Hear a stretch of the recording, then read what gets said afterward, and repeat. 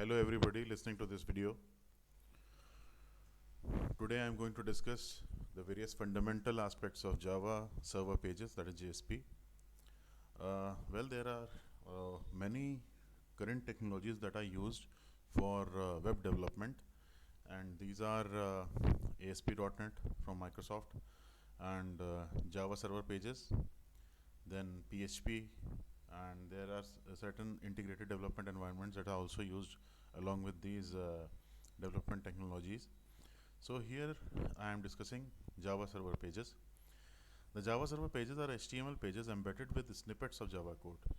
Okay, when the HTML is requested, then first of all there is a client server model, and whatever website you are requesting, there has some default page, and if it is using dynamic content, then there has to be some dynamic technology for the web, as for example Java server pages. Now when you request a page that contains JSP, it has various phases of the life cycle that I've already discussed in my previous video, and here I will quickly revise a few concepts that I told you earlier, and then I will carry on with some new stuff. Now Java server pages are HTML pages that are embedded with snippets of Java code. There is interleaving of HTML tags and Java code, and that Java code, when it is embedded in HTML, then it is known as a scriptlets or a snippet of Java code. So as everybody already know that Java is a platform independent language. So, and what is the basic reason behind the platform independence is that there are two phases of compilation and interpretation taken separately. First, the Java code is translated into the byte code of the class file. Then this class file can be moved to any machine that contains Java virtual machine in order to get run. Now there are four different elements are used in constructing JSPs: either scripting elements, implicit objects, directives, and actions. Now the Java server page, as we can see in this diagram, the architecture is described in a way that JSPs run in two phases. The JSPs run in two phases. First is the translation phase, and then the second phase is known as the execution phase. During the translation phase, what happens is the JSP is first converted to Java servlet. Okay, and all this happens inside the JSP container. Then JSP is converted to a servlet, and then this servlet is a Java code, and it is compiled and interpreted in order to get run. Now in translation phase, JSP page is compiled into a servlet, and this is called JSP page and implementation classes. Then in execution phase, the compiled JSP is processed.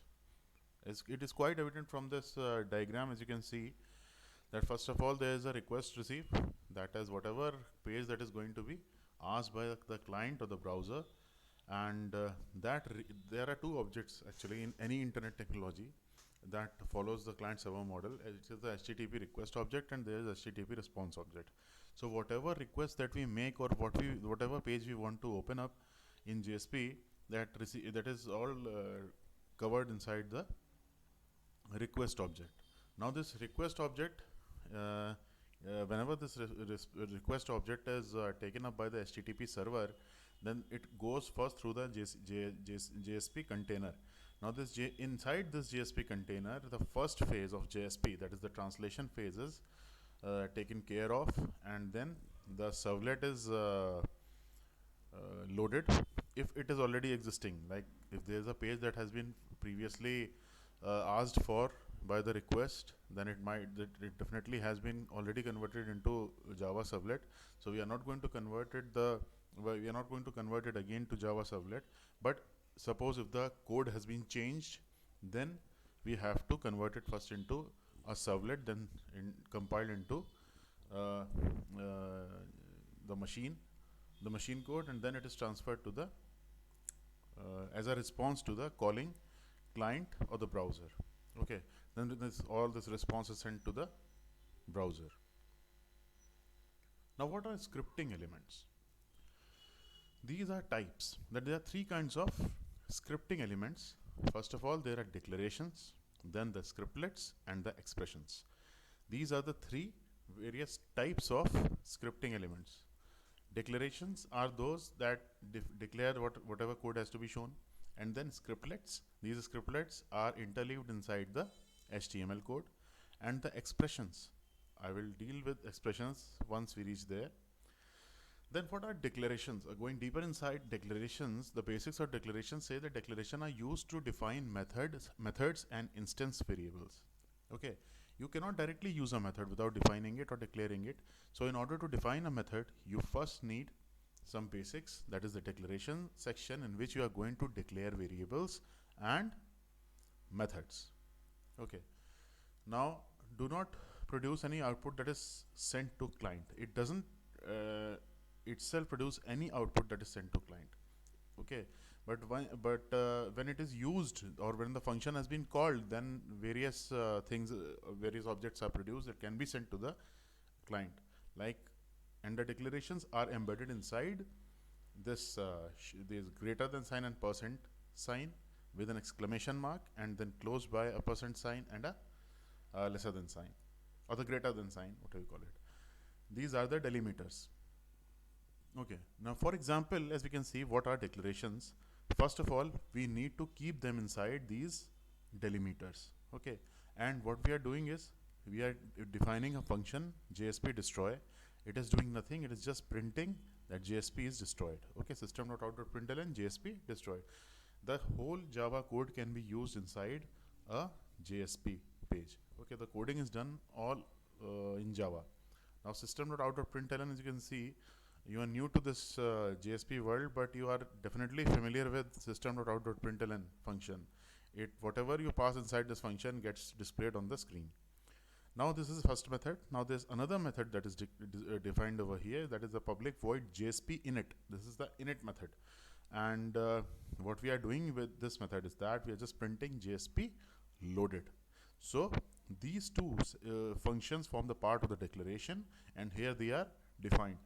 Now, one thing we also studied, that the instance variables are also defined inside the declaration section. Whatever variable you are going to define have to be defined inside declaration section. So here we are defining a variable myvar of integer data type with a value of 123.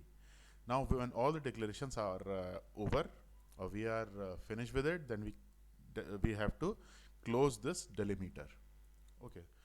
So this is the declaration section. It is very important, and without this declaration section you cannot call, or you can do something or modify the values of the variables. Okay. Now the functions and variables defined are available to the JSP page as well as to the servlet in which it is compiled. Now what are scriptlets? These scriptlets are used to embed Java code in JSP pages. Okay, these scriptlets, if they are using any function that is not inside the Java library, or that function that you have created in JSP, that has to be inside declarations, and this scriptlet code can use the functions or methods defined inside the declaration section.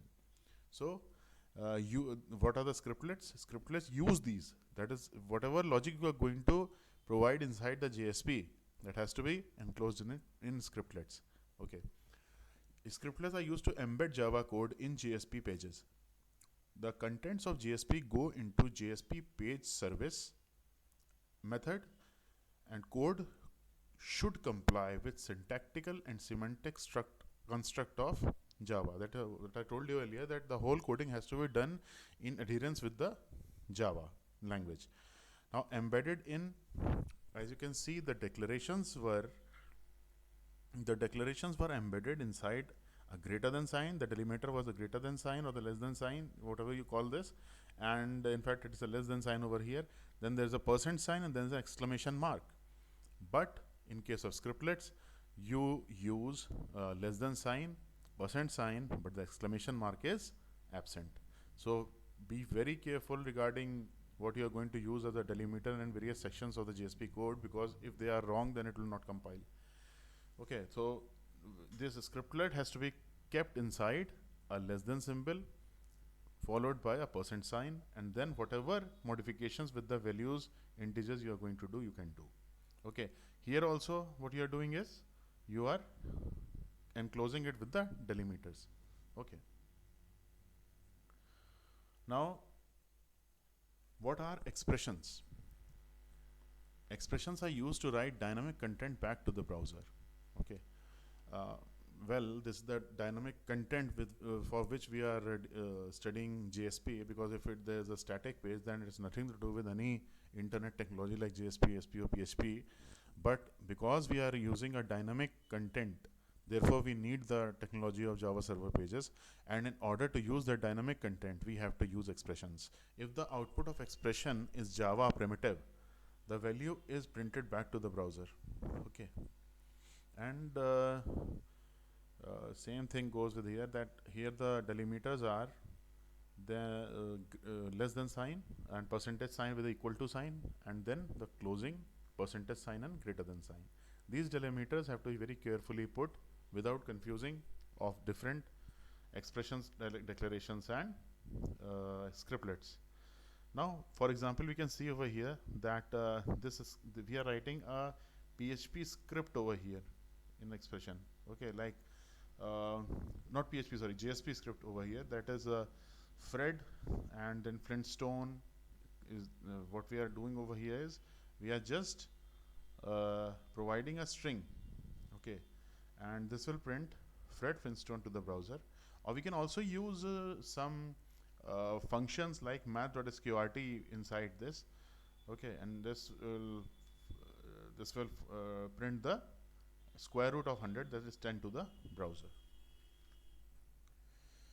Now, one important question that comes in the examination is what are Java implicit objects? Okay, now I'm going to deal with each and every implicit object that is provided by the Java Server Pages. Now, implicit objects provide access to server-side objects. Okay, in each and every technology of the internet, like ASP or others like PHP, there are implicit objects present in each of them, and they have round about the same functionality as in their counterpart technologies. So here, as you can see, that implicit objects provide access to server-side objects. For example, request response session. Okay, a request is the object that contains all the data about the browser and the client. Then the response is the object that you have to frame, or that you have to create in order to send the response back to the browser. What is a session? Session contains all the data of various users logging in and logging out, and all the user specific data related to the users that are logged in. So session object deals with that. Okay, there are some other objects also. There's an application object. Application object is an object that gets instantiated when the service is run. That is, whenever the your website is started, then the application object comes into existence, and it is live throughout the whole process of your website until your website closes. Okay, so application object is present the whole time, but it is not responsible for a particular user. Okay, it is answerable to the system. That is the GSP, whatever project you are dealing with, your ASP application object will be a single object, but the session object will be, suppose there are 10 users, then there will be 10 different session objects, and the number of session objects, as you can understand now, that the number of session objects can be will be equal to the number of users. Okay, so now we should delve inside what Java implicit objects are. Like, there are four scopes of the objects. That is the page. Okay, and page means the objects that can only be accessed on the page. Okay, and then what are request? Request is the object accessed within all pages that serve the current request, including the pages that are forwarded to and included in the original JSP page. Now, what is a session object? Session objects can be accessed within the JSP pages for which the objects are defined. And what is application object? Objects can be accessed by all JSP pages in a given context. Now, what is it? There is a request object, response object, session object, application object, page context object. That is object to access request, response, session, and application associated with a page. Okay, you cannot directly access the values of these request object, response object, session application object associated with the page. We need a page context object to fetch the values. Okay, and also set them. Then there's a config object. It is a servlet configuration for the page. That is, it's a configuration setting for your JSP page, and for each page this config object can have different settings. It's up to you how you want to what settings you want for a particular page. Okay, there's out object. That object writes to the response output stream, that is just like the same as system.out, and it has the function println or print that prints on the screen. Then there's a page object. Okay, the page object is the instance of the page implementation class. And what is exception? Exception is available with JSP pages which are error pages. Okay, if some error or exception occurs in a JSP page, then the whole exception handling can be done with this object. Okay. Now, what are various uses and practicalities of implicit objects, as you can say, is shown in this screenshot. That it is if you the title is specified with the implicit objects, then the body we have different HTML settings for that, and using request parameters, this all gets printed on the HTML page. Then what you are doing is you are using an expression, as you can say. This is an equal to sign which depicts that it is a expression. Now in this expression you are using request.get parameter name. What will this do?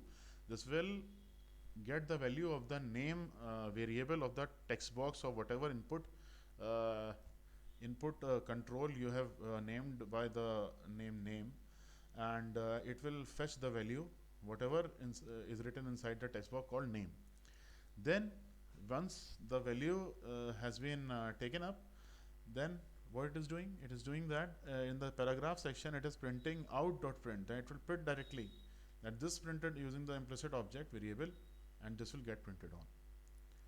Now you can also, as here you can see, we are using the scriptlet, that session.set attribute name and then Neeraj. Okay, so this request will get the name Neeraj.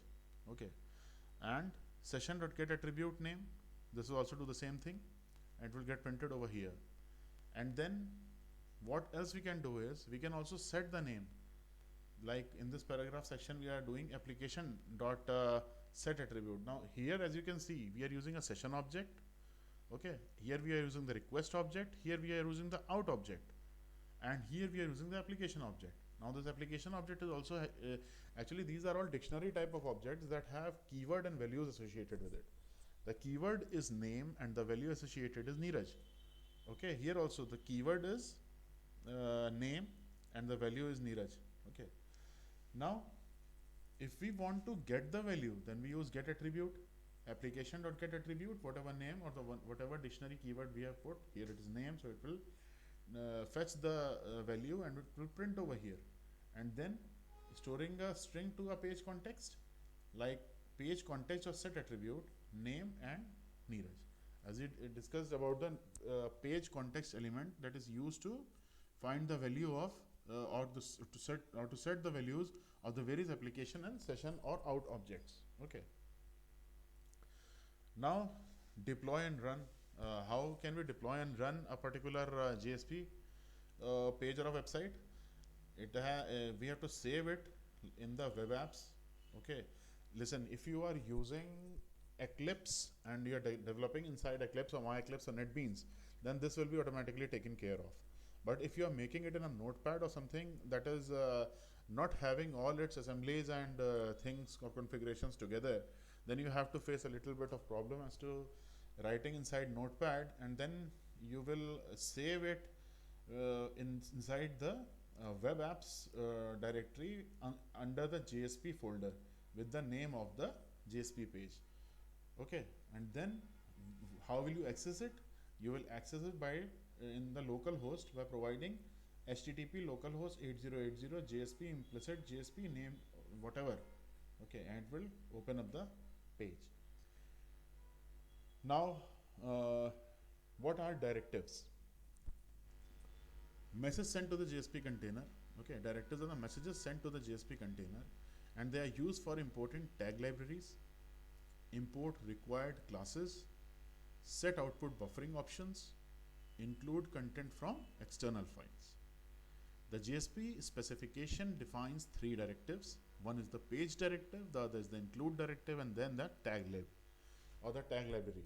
The page directive is the provider information about it provides the information about page, such as the scripting language that is used, content type, or buffer size. The include directive is used to include the content of external files, and tag lib is used to import custom actions defined in tag libraries. Now, what are page directives? Page directive sets page properties used during translation. JSP page can have any number of directives. Import directive can only occur once. There can be only one import directive. Now, embedded in, as you can see this inside @ sign, then these are the delimiters. Okay. So, whenever you are trying to put a page directive, you have to enclose it inside this delimiter having @ sign.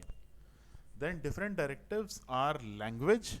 Default is Java. Okay, and you can have other languages also, but actually it is a world. The world has accepted for Java to be the primary language for it. So you don't have to think twice for choosing any language. The language is Java. Okay, defines server-side scripting language, that is Java, and extends. This extends directive is to declare the class which the servlet compiled from JSP needs to extend. Okay, and what is import? Import, as you can see, it is used for declaring the packages and classes that need to be imported for using in the Java code, and all this is comma separated list.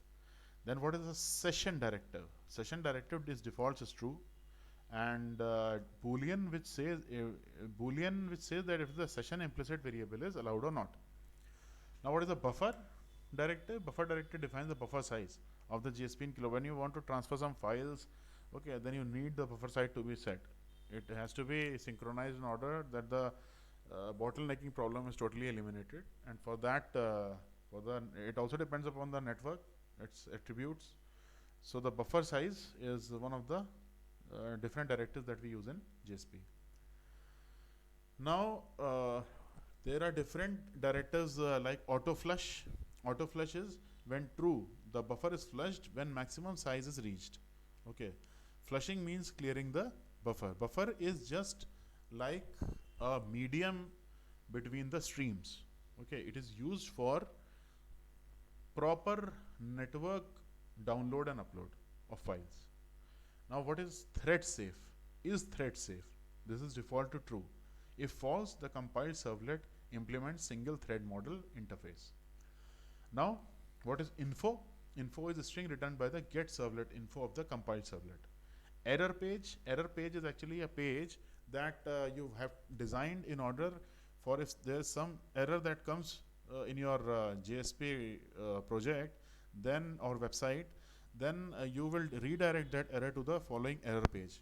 Okay, and as you can see over here, defines the relative URI of web resource to which the response should be forwarded in case of an exception. Now, content type, default text and HTML.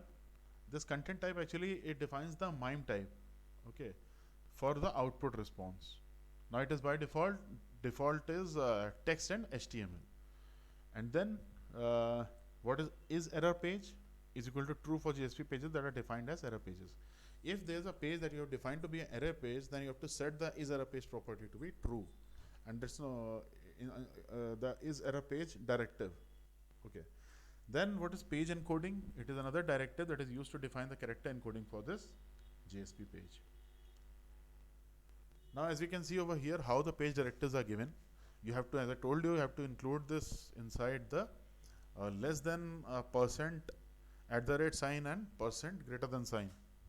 Okay. So whatever you are going to enclose inside it, that are page directives. Like we have page language Java, buffer is 10 KB, auto flush is true, and error pages root directory. Inside that you have error.jsp, and import is equal to java.util.star and comma javax.sql.rosette. Now, how to include a directive? Uh, you used to it is used to insert the include directive is used to insert template text and JSP code during the translation phase. Okay. The content of the included file specified by the directive is included in the including JSP page. For example, as we can see over here, this is a directive, okay, and include directive is used for a file included.jsp. This content, the content of the included file specified by the directive is included in the including JSP page. So if you are including that file is included.jsp, it gets included. Now, what are JSP actions? Okay. The various JSP actions, as we can see, are include action, forward action, param action, use bean action, get property action, set property action, and plugin action. Then, as we can see, these actions are processed during the request processing phase, as opposed to JSP directives which are processed during translation. Okay. Standard actions should be supported by J2EE compliant web servers. Custom actions can be created using tag libraries, and the various types of actions are already enumerated over here. Now, the JSP actions, for example, include. This include action is used for including resources in a JSP page. And what are these resources? That include directive includes resources in a JSP page at translation time. Include action includes response of a resource into the response of the JSP page. Same as including resources using request dispatcher interface. Okay. Then changes in the included resource reflected while accessing the page, and normally used for including dynamic resources. Suppose you want to include some images in our JSP website, then these and some sound files, some video files, suppose some PDFs of whatever resources that you are wanting that are used inside the JSP project but kept separately are known as include actions. They have to be done through the include actions. As you can see, JSP include page, included page.jsp includes the output of the included page.jsp into the page where this is included. What you can do over here is, like if there is a page and you don't want to write the whole content of the included page.jsp or whatever page you are wanting to put the code of that page inside your code, then you don't need to write all that thing. You just have to do what JSP include page is equal to included page.jsp. Now, what is the forward action? Forwards the response to other web specification resources, same as forwarding to resources using request dispatcher interface. Forwarded only when content is not committed to other web application resources. Otherwise, an illegal state exception is thrown. If you are not forwarding it to a certain request dispatcher interface that already exists, and will throw an exception.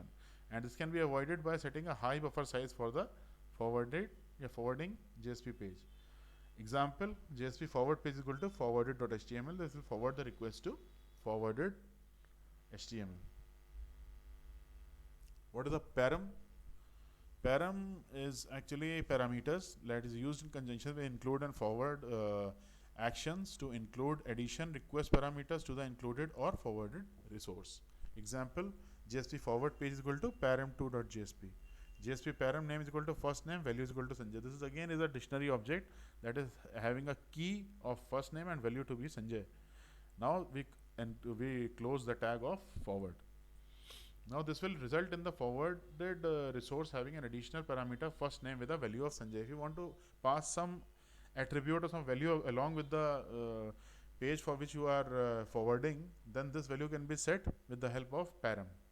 There can be more than one param. All the parameters are enclosed in the JSP param tags. Now there is a use bean action. This use bean action is used to include the Java bean.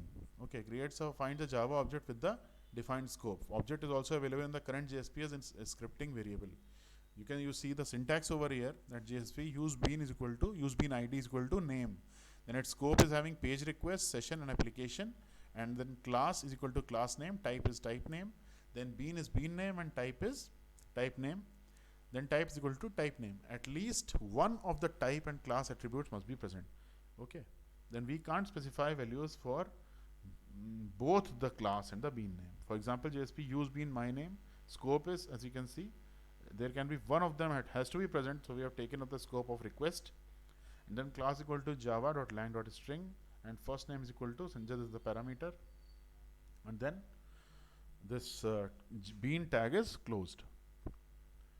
Now there are get and set property actions also. Get property is used in conjunction with use bean to get property values of the bean. Whatever you define inside a bean, for example, bean is a class that contains the various get and set properties of the member variables. Okay, so the get property values of the bean defined by the use action have to be specified in the get property, and the set property values have to be specified inside the set property action. For example, get property, if we take the example of the get property, as you can see this diagram, this code that JSP get property name is equal to my bean property is equal to first name. Okay, so it will lift up all the property assigned by that, and it is also having a name. Then this name and property will be used, and set property is used to set the bean properties. Now in this example, as you can see, the JSP set property name is equal to my bean, property is first name, and value is Sanjay. So this will pass the value of Sanjay as first name. Okay, now this is also some kind of the same kind of the example, like JSP set property name my bean, property is first name, and name is param is equal to f name. Now this param is f name, and then sets the name property of my bean to request parameter f name. That is JSP set property name is equal to my bean and property is equal to star. Then sets this property to the corresponding value in request. What is the plugin action? The plugin action enables the JSP container to render appropriate HTML based on the browser type, to initiate the download of the Java plugin, execution of the specified applet or bean. Plugin standard action allows the applet to be embedded in a browser neutral fashion. This plugin doesn't depend upon the browser. Okay, it is totally independent of the browser name or whatever. So example, you can see over here that JSP plugin type is equal to applet. This plugin is an applet, and its code is inside myapplet.class, and code base is /. Now JSP params, the param name is my param, value is equal to 122, and this param tag is closed, and then JSP fallback unable to load. If the plugin is not able to load, that whatever you write inside the fallback tag gets displayed. Okay, so we have taken up today the various implicit objects of JSP. Then we have talked about the plugin, and as we can see, the various actions, and whatever we are now I'm going to take up this the one example regarding it, and some extra things that has to be specified for in order to learn JSP for this particular curriculum. Okay, thank you very much for listening to this video, and I will come up with the next video shortly.